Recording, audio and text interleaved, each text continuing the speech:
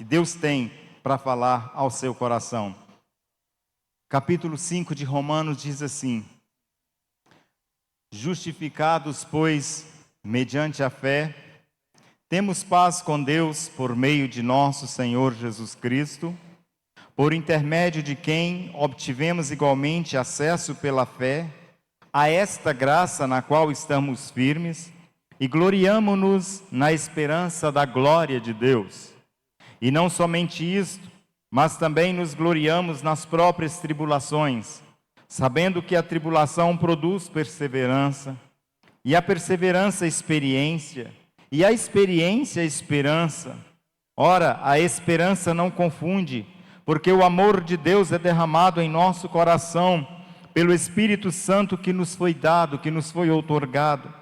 Porque Cristo, quando nós ainda éramos fracos, morreu a seu tempo pelos ímpios. Dificilmente alguém morreria por um justo, pois poderá ser que pelo bom alguém se anime a morrer. Mas Deus prova o seu próprio amor para conosco, pelo fato de ter Cristo morrido por nós, sendo nós ainda pecadores. Logo, muito mais agora, sendo justificados pelo seu sangue, seremos por ele salvos da ira. Porque se nós, quando inimigos, fomos reconciliados com Deus mediante a morte de seu Filho, muito mais estando já reconciliados, seremos salvos pela sua vida. E não apenas isto, mas também nos gloriamos em Deus por nosso Senhor Jesus Cristo, por intermédio de quem recebemos agora a reconciliação. Amém? Glória a Jesus por isso. Frutos da justificação.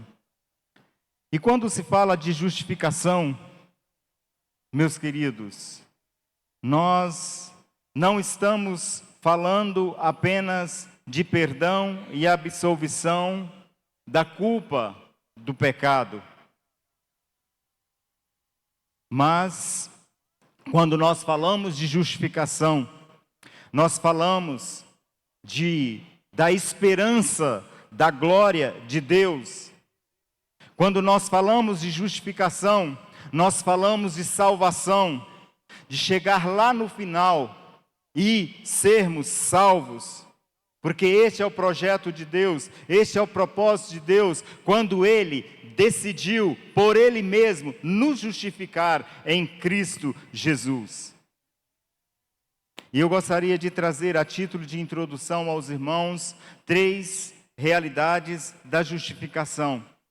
E a primeira realidade da justificação que eu trago aos irmãos neste momento, a título de introdução, é que a justificação é um ato declaratório de Deus.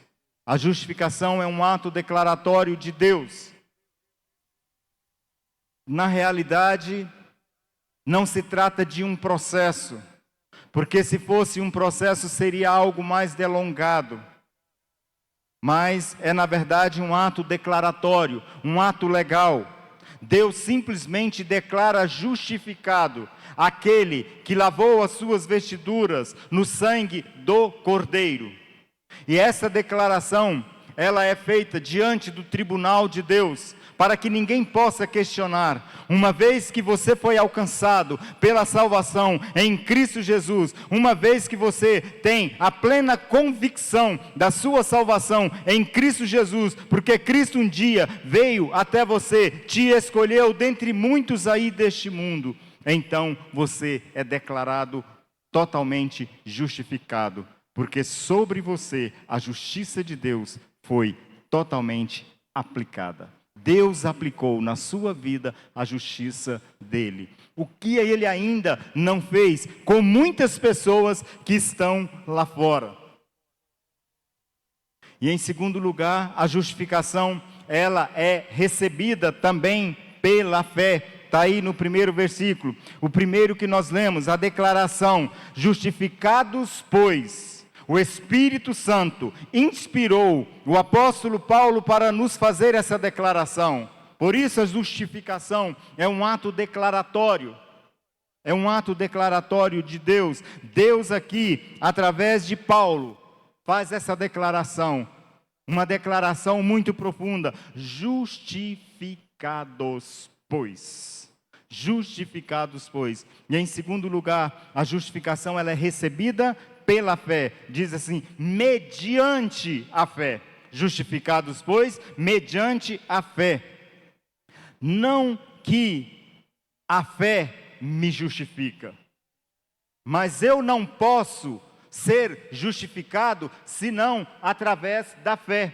Porque para que eu seja justificado é necessário que eu creia. É necessário que eu creia.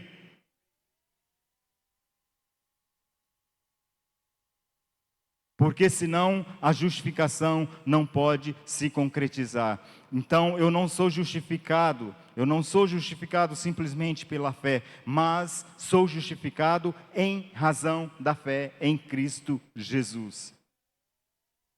Da fé em Cristo Jesus. Diz assim, temos paz com Deus por meio de nosso Senhor Jesus Cristo. É através dele, é pela minha fé nele que eu sou justificado. Se eu não acreditar na obra redentora de Jesus, se eu não acredito na obra de Cristo na cruz do Calvário, eu jamais poderei ser justificado. A declaração de Deus de justificação jamais terá efeito jurídico sobre a minha vida. Logo, estarei perdido se fosse assim. E por intermédio de Cristo significa dizer que a justificação também é por meio de Cristo. Isso significa dizer que nós não somos justificados pelas nossas obras, porque nós não somos capazes de fazer absolutamente nada para conquistar a graça de Deus.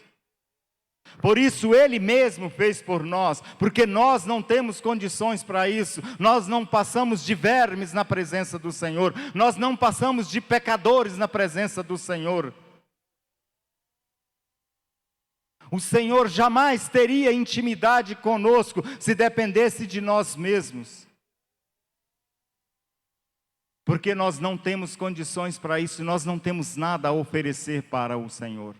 Por isso, admira-me muito o fato de algumas religiões dar tanto valor às boas obras, como se essas fossem uma moeda de barganha com Deus.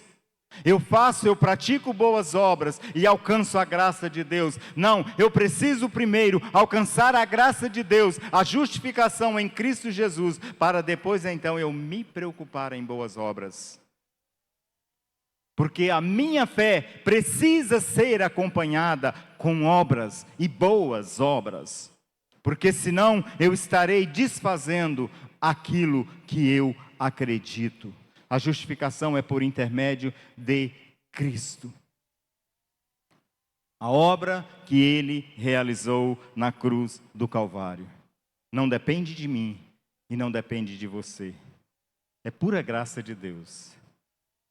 Não pense você que o dia que você foi procurado pela pessoa que te ganhou para Jesus, não pense você que ela foi até você porque te achou mais bonito ou porque te achou mais importante, não. Ela foi até você porque ela foi impulsionada pelo Senhor, porque Deus estava de olho em você, porque Deus estava te chamando, porque Deus queria te justificar. E então Ele levantou alguém para ir até você e falar do amor de Jesus para você. Ele foi até você e você recebeu essa salvação. Você foi justificado diante de Deus, porque Ele veio até você. Amém? E eu gostaria de estar discorrendo de forma rápida com os irmãos, neste momento, 4 bênçãos que colhemos desta doutrina, a doutrina da justificação. 4 bênçãos que colhemos da doutrina da justificação. E a primeira delas, meus queridos, é a paz com Deus e o acesso à graça de Deus. Justificados, pois, mediante a fé, temos paz com Deus por meio de nosso Senhor Jesus Cristo, por intermédio de quem obtivemos igualmente acesso pela fé a esta graça na qual estamos firmes e gloriamo-nos na esperança da glória de Deus. Paz com Deus. Aqui, meus queridos, nós não estamos falando de paz de Deus. Nós estamos falando de paz com Deus. Qual é a diferença? A diferença é basicamente o seguinte, meus queridos. Você que tem o Espírito Santo, que de repente precisa tomar uma decisão importantíssima na sua vida. Então, você ora ao Senhor, por causa daquela decisão importante que você tem que tomar. E aí, de repente, você decide. E a decisão que você tomou, você recebe o aval de Deus. Qual é o aval de Deus que você recebe? A paz dele no seu coração. Porque você tem o Espírito Santo. Então, qualquer decisão, qualquer dificuldade, qualquer coisa que você tenha que fazer ou deixar de fazer, você vai sentir lá no fundo da sua alma a paz de Deus para realizar ou deixar de realizar. É a paz de Deus no seu coração.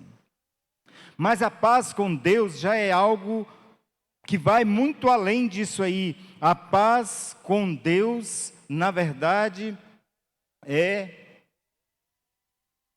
a queda da barreira que começou a existir entre você e Deus desde o Éden. Quando o nosso pai Adão pecou lá, que nos separou de Deus. A paz com Deus é a convicção de salvação que você tem do seu religamento com o Senhor. Você que estava separado com o Senhor, mas que foi justificado, você foi religado com o Senhor. A barreira que antes existia entre você e Deus, agora ela não existe mais. Nós não somos mais filhos da ira de Deus, nós somos agora filhos do amor de Deus. O pecado consumou uma ruptura entre você e Deus, mas Cristo veio restabelecer esta comunhão com o Senhor, esta comunicação que antes fora suspensa. Cristo veio restabelecer, morrendo na cruz do Calvário. Agora nós temos paz com Deus. Nós temos paz com Deus. Não temos apenas a paz de Deus no nosso coração, mas nós temos paz com Ele, porque nós estamos religados com o Senhor pela obra da justificação realizada na cruz do Calvário. Mas é interessante que não é apenas a paz com Deus, mas também o acesso à graça. O acesso à graça da justificação, que é um privilégio nosso. E este acesso, na verdade, da justificação, é uma condição permanente de algo que foi realizado lá no passado. A obra foi realizada há mais de 2000 anos atrás. Mas ela ecoa e ecoará até o último a ser alcançado pela graça de Deus no planeta Terra. Então a justificação, este privilégio contínuo do passado, significa o seguinte: é a introdução de alguém à presença da realeza. Lembram de Esther? Lembram de Esther que precisou se apresentar diante da realeza? E para apresentar-se diante da realeza, tinha que ter um convite especial. Ninguém poderia ser ousado como Esther foi ousada em se apresentar diante do rei. Porque se o rei não levanta para ela o seu cetro, ela seria morta. Ela seria morta. É a introdução de alguém à presença do rei. Nós temos acesso a essa graça, como disse o texto aqui, nós temos acesso a esta graça na qual estamos firmes, na qual estamos firmes. Glória a Deus por isso. O portão de entrada é Cristo. O portão de entrada é Cristo, mas o passaporte é a sua fé, é a sua crença. Porque você acredita com toda a força da sua alma. Mas também é a aproximação do adorador a Deus, que dá a ideia de alguém que está sendo introduzido diante do santuário de Deus para o adorar. E aonde é que está o santuário de Deus? É em Jerusalém? É no monte? O santuário de Deus é o seu quarto, que você fecha a porta atrás de si e se ajoelha diante do Senhor em secreto, e em secreto o Senhor te ouve, e em secreto você lhe adora ao Senhor. Ali é o santuário de Deus. Mas o santuário de Deus também é a igreja do Senhor, que você sai da sua casa, não para ir a um clube social, porque a igreja não é clube social. Você sai da sua casa para vir no santuário adorar e glorificar o nome do Senhor. É para isso que a cada domingo você sai da sua casa para adorar ao Senhor aqui no santuário, que é a igreja do Senhor, juntamente com seu irmão, para cumprir uma das principais doutrinas da Bíblia, que é a comunhão. Não existe, meus queridos irmãos, crente isolado na face da terra. Não existe crente que simplesmente acompanha programações pela televisão. Ser cristão significa ter comunhão, e ter comunhão é olhar no olho do outro, olhar no olho do irmão, é adorar ao Senhor juntamente com seu irmão. Não se justifica ficar na sua casa de bobeira e por nada, absolutamente nada, não participar do culto ao Senhor. É um absurdo um negócio desse na vida de um verdadeiro cristão, que por qualquer motivo, um jogo de futebol, uma cena da novela que vai passar, você deixa de cultuar ao Senhor, simplesmente porque chegou alguém na sua casa e você não tem coragem de dizer: olha, eu estou indo na igreja, quer ir comigo? Ou você me dá licença que chegou a hora de eu adorar ao Senhor juntamente com meus irmãos. É inconcebível a ideia de alguém ficar em casa num domingo à noite por qualquer motivo, meus queridos. É inconcebível esta ideia.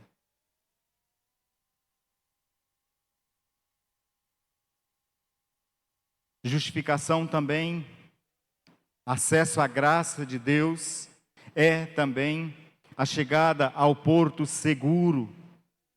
Por meio de Cristo entramos na presença de Deus, e é onde nós encontramos segurança real, verdadeira. Em Cristo entramos na presença de Deus, porque Ele nos preparou este caminho.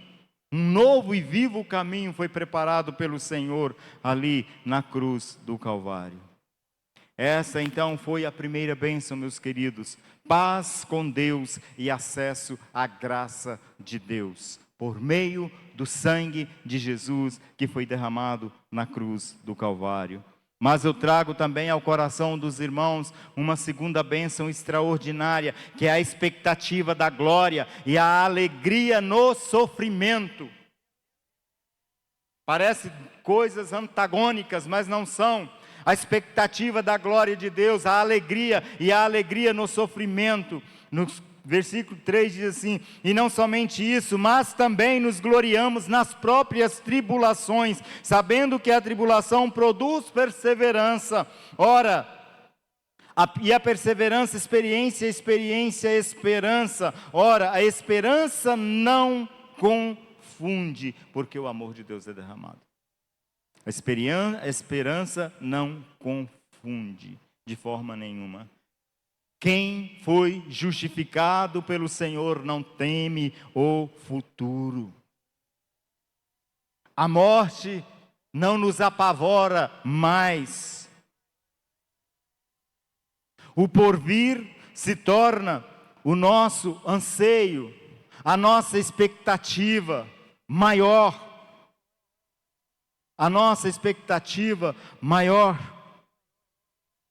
Há um regozijo no coração do verdadeiro cristão, do verdadeiro crente, daquele que realmente nasceu de novo. É uma alegria triunfante, é uma firme confiança, porque temos paz com Deus.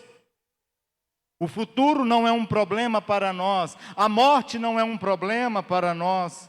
Pelo contrário, encaramos a morte como a oportunidade de adentrarmos os portões eternos e adorarmos o Senhor diante dele. O apóstolo Paulo, vamos ver o exemplo do apóstolo Paulo, e eu gostaria de passar mais 2 exemplos. O primeiro exemplo é o do apóstolo Paulo, está lá em 2 Timóteo, capítulo 4, que diz assim: olha só o apóstolo Paulo, veja alguém que tinha uma expectativa da glória de Deus, e que apesar do sofrimento, ele tinha essa expectativa, ele se alegrava, inclusive no sofrimento. Diz assim, versículo 6 do capítulo 4 de 2 Timóteo: quanto a mim, estou sendo já oferecido por libação, e o tempo da minha partida é chegado.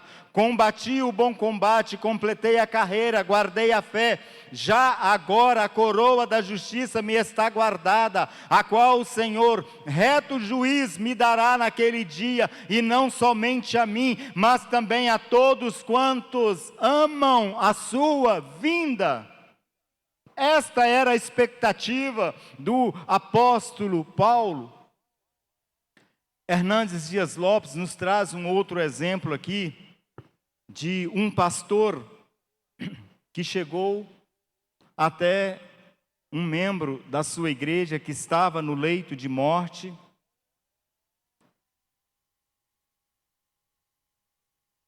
e então perguntou para aquela pessoa, o pastor perguntou para aquela pessoa: você está preparado para morrer? E aquela pessoa, com um rosto resplandecente, respondeu para ele: não. Não, eu não estou pronto para morrer, eu estou pronto para viver, porque estou indo para Deus. Amém?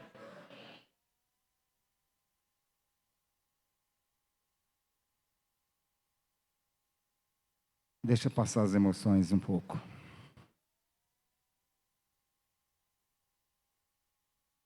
Conheci uma pessoa extraordinária, maravilhosa, crente de verdade.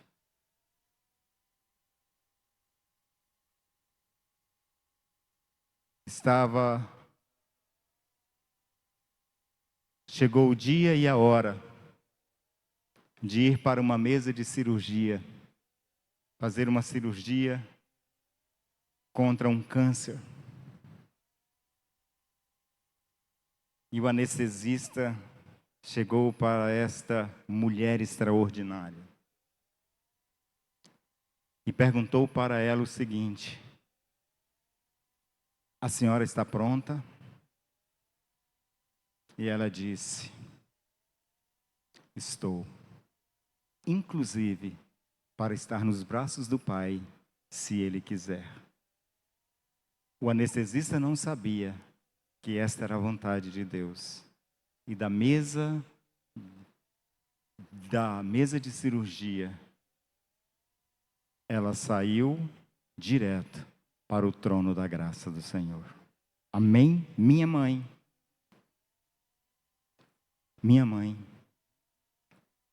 De forma, meus queridos, que a justificação, ela não apenas nos prepara para o céu, mas também nos equipa a viver neste mundo de forma vitoriosa, a viver na terra de forma vitoriosa. Neste mundo, sem dúvida nenhuma, há paz e graça de Deus em abundância para nós, mas também há sofrimento, há lutas, há dificuldades.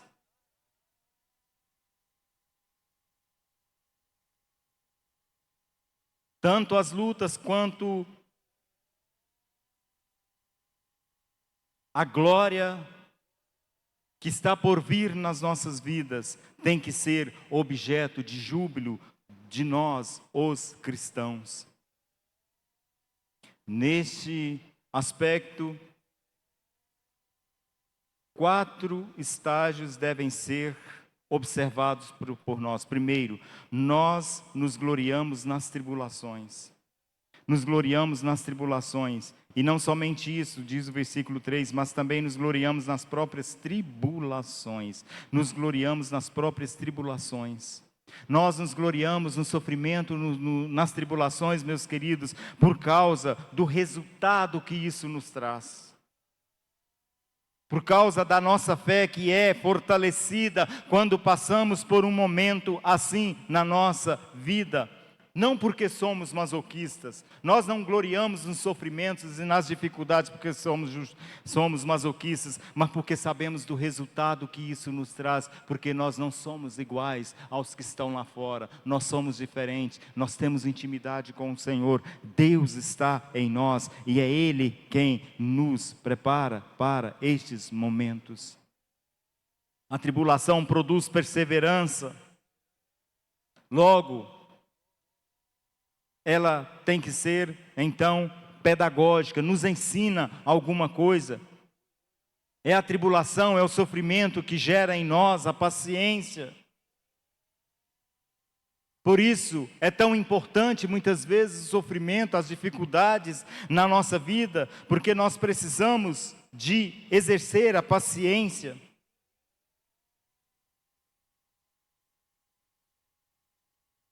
E é uma paciência que não é uma paciência qualquer, é uma paciência triunfadora, é uma paciência que te faz realmente chegar do outro lado de cabeça erguida, sem murmurar, sem reclamar. Porque você sabe o Senhor que você serve.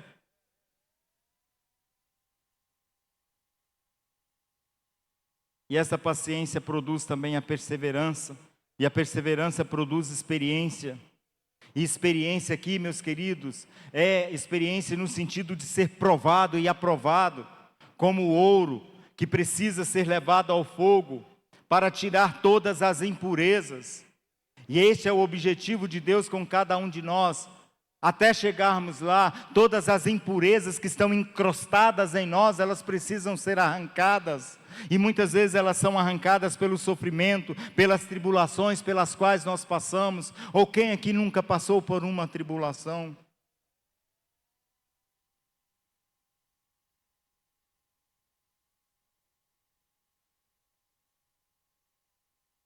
Estou olhando ali, irmã Olena, quando eu fui visitá-la, e que ela ainda estava com o tubo, mas consciente. Que dificuldade foi conversar com a irmã Olena, porque ela não podia falar. E ela tentava acenar. E eu não entendia nada, não era, irmã Olena? E eu não entendia nada. E ela tentava escrever e também não estava conseguindo escrever. Tribulação, luta, dificuldade. A dengue está aí, tocando o terror, trazendo tribulação, dificuldade na vida de muita gente, mas é isso que produz experiência, é isso que produz paciência em nossas vidas. A experiência produz esperança, uma esperança segura, que não nos decepciona. Diz aí, ora, a esperança não confunde. A esperança não confunde, é uma esperança diferente de todas as outras. É a esperança da glória eterna, por isso eu passo pela tribulação, pelo sofrimento de cabeça erguida, sem murmurar, sem reclamar. O máximo às vezes que eu faço é perguntar para o Senhor o que é que Ele quer me ensinar com aquele momento difícil pelo qual eu estou passando. E uma terceira bênção que nós temos aqui, meus queridos, muito claras neste texto também, é o derramamento do amor de Deus. Derramamento do amor de Deus. Ora, a esperança não confunde, porque o amor de Deus é derramado em nosso coração pelo Espírito Santo que nos foi dado. Por isso, porque Cristo, quando nós ainda éramos fracos, morreu a seu tempo pelos ímpios. Dificilmente alguém morreria por um justo. Alguém morreria por um justo, pois poderá ser que pelo bom alguém se anime a morrer, mas Deus prova o seu amor para conosco, pelo fato de ter Cristo morrido por nós, sendo nós ainda pecadores. O derramamento do amor de Deus. Assim como o Espírito Santo foi derramado lá em Pentecostes, o amor de Deus é derramado no coração de todo aquele que é justificado pelo Senhor. E 3 fatos devem ser destacados com respeito ao amor de Deus. Primeiro, o amor de Deus não é dado por medida, mas é dado com muita abundância, de forma copiosa, nós podemos dizer assim. O amor de Deus, meus queridos, ele não foi despertado pela cruz. O amor de Deus não foi despertado pela cruz, pelo contrário, foi o amor de Deus que produziu a cruz para cada um de nós. Foi o amor de Deus que produziu a cruz para nós. O amor de Deus também é imerecido. O amor de Deus também é imerecido. Por quê, meus queridos? Porque a causa do amor de Deus não está no objeto amado, mas está nele mesmo. Você sabe por quê? Porque eu e você, nós não merecíamos o amor de Deus. Jamais poderemos merecer o amor de Deus. Mas o próprio Deus decidiu por si mesmo que Ele nos amaria e que Ele nos justificaria, como de fato Ele nos justificou em Cristo Jesus. Cristo não morreu por alguém que merecia isso. Ele morreu por alguém que realmente não merecia. Mas Deus prova o seu próprio amor para conosco pelo fato de ter Cristo morrido por nós, sendo nós ainda pecadores. E Cristo jamais vai exigir que nós nos consertemos primeiro para Ele nos justificar. É Ele quem tem que nos consertar. Por isso a igreja tem que sair deste estado de defesa que nós estamos com relação a muitas pessoas que estão lá fora e que muitas vezes são rejeitadas por nós. Nós não sabemos receber aqui na igreja, nós não sabemos receber uma pessoa, por exemplo, que tem práticas homossexuais.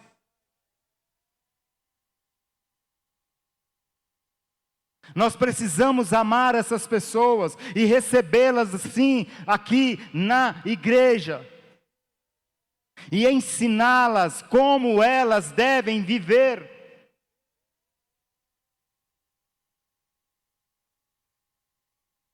Nós passamos por isso há alguns anos atrás, com relação a prostitutas, porque hoje não existe mais prostituta como antigamente. Há 30 anos atrás, uma prostituta que morava numa determinada rua lá perto da minha casa, ela não podia entrar numa igreja, porque era puta. Mas hoje não existe mais puta. Por isso elas entram na igreja e ninguém percebe. Mas hoje nós temos problema com aqueles que se dizem homossexuais, por exemplo. Por quê? Nós precisamos amar essas pessoas, nós precisamos receber essas pessoas, nós precisamos ensinar a essas pessoas. A igreja tem que sair deste estado de defesa contra essas pessoas. Essas pessoas não estão em guerra conosco, com nós não, pelo contrário, elas querem o nosso apoio, elas querem o nosso amor, o amor que foi derramado por elas na cruz do Calvário, o mesmo amor que foi derramado na cruz do Calvário por você, foi derramado por elas também. Não temos que olhá-las de lado, pelo contrário, olhar dentro dos olhos dela e dizer que nós a amamos.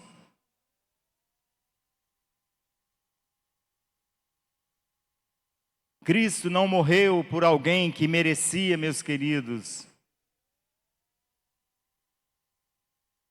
E o amor de Deus é provado, e a maior prova do amor de Deus é a cruz. A cruz é o lugar de maior revelação do amor de Deus. Este amor que se dá e que se sacrifica, que foi o amor de Deus por nós. Interessante, meus queridos, que Cristo morreu no momento certo, no momento determinado pelo Senhor. E de acordo com o seu propósito, tudo isso para alcançar a mim e alcançar a você.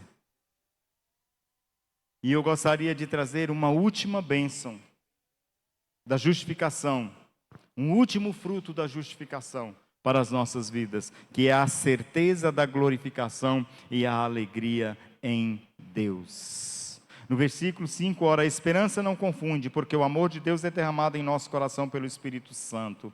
No versículo 8, no versículo 9 diz assim: logo, muito mais agora, sendo justificados pelo seu sangue, seremos por ele salvos da ira. Seremos por ele salvos da ira, diz a palavra do Senhor. Se fomos justificados pelo sangue de Cristo, com certeza seremos salvos da ira, do juízo que está por vir. O juízo de Deus não nos alcançará, porque nós já fomos justificados. A justiça de Deus já foi a nós, a cada um de nós, aplicada pelo sangue de Jesus, que foi derramado na cruz do Calvário, que foi o trabalho mais difícil. O trabalho mais difícil foi o trabalho de Cristo. É exatamente por isso que nós precisamos acreditar com toda a força da nossa alma, na nossa absolvição completa, no dia do juízo. Nós já fomos absolvidos em Cristo Jesus, porque em primeiro lugar, a justificação, ela acaba desaguando na glorificação. Ela acaba desaguando na glorificação. É aquele corpo que nós teremos, igual ao corpo de Jesus, porque nós somos uma alma que habitamos num corpo. O corpo não vive sem a alma, mas a alma vive sem o corpo. A alma consegue viver sem o corpo, e é ela que nós precisamos preservar para aquele grande dia. A quem Deus justificou, também glorificou. E é exatamente por isso que nós sabemos que somos salvos da ira de Deus. E em segundo lugar, a reconciliação implica numa relação estreita e perfeita comunhão com Deus. Cristo não apenas morreu por nós, mas Ele está em nós. Ele nos justificou, nós o recebemos um dia, e nós o trouxemos para dentro de nós no dia em que nós falamos sim, quando Ele veio até nós. Por isso, o nosso coração deve encher-se de alegria. A alegria do céu precisa invadir o nosso coração. O entusiasmo precisa estar presente no nosso coração.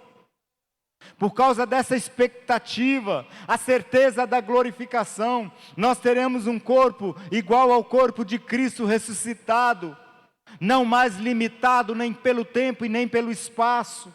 A parede não será mais barreira para o meu corpo glorificado. Não será mais barreira. A expectativa deve encher o nosso peito, essa expectativa deve encher o nosso peito de alegria. E essa alegria deve estar presente no nosso coração. Até na eternidade, essa alegria tem que estar presente no nosso coração. Nada pode exceder a alegria do amor de Deus em nosso coração. Deus precisa ser o primeiro pensamento quando você levanta. Deus precisa ser o seu amor primeiro. Deus precisa ser a pessoa primeira a vir na sua consciência quando você se levanta. Ele precisa ser o nosso maior prazer. A nossa alma precisa aprender a se deleitar no Senhor. Só em Deus há plenitude de alegria. Só em Deus existem as verdadeiras delícias da vida. E nós precisamos aprender isso, a certeza da glorificação e a alegria em Deus. A primeira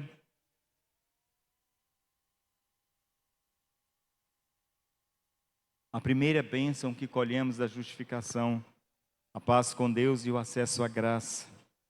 Segundo, a expectativa da glória e a alegria no sofrimento. Terceiro, o derramamento do amor de Deus em nossos corações. E por último, a certeza da glorificação e a alegria em Deus. E a alegria em Deus. Amém? Vamos nos colocar de pé neste momento. Diante desta palavra de Deus para o seu coração.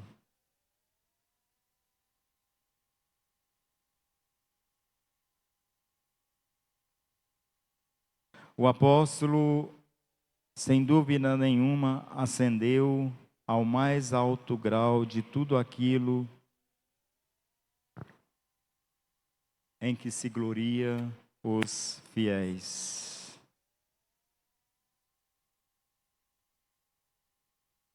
Quando nos gloriamos em Deus como o dono de todas as coisas, como dono de todos os bens que nós podemos imaginar,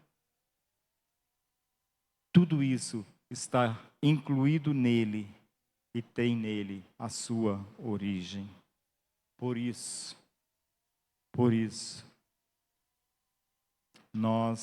isso foi uma citação de João Calvino, por isso nós precisamos alinhar a nossa vida com o Senhor, com esta bênção da justificação que é tão presente nas nossas vidas. E que se você não tinha consciência disso, hoje o Espírito Santo te deu uma consciência clara desta realidade. Amém? O seu modo de viver da agora para frente já não vai ser mais como ontem, porque Deus certamente trouxe a você uma nova visão de vida neste mundo.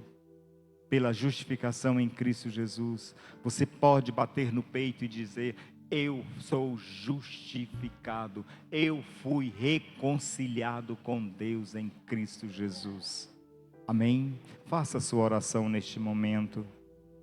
Faça a sua oração neste momento. Comprometa-se com o Senhor, de que você vai, de alguma forma, retribuir a Ele tão grande amor por você, que te justificou.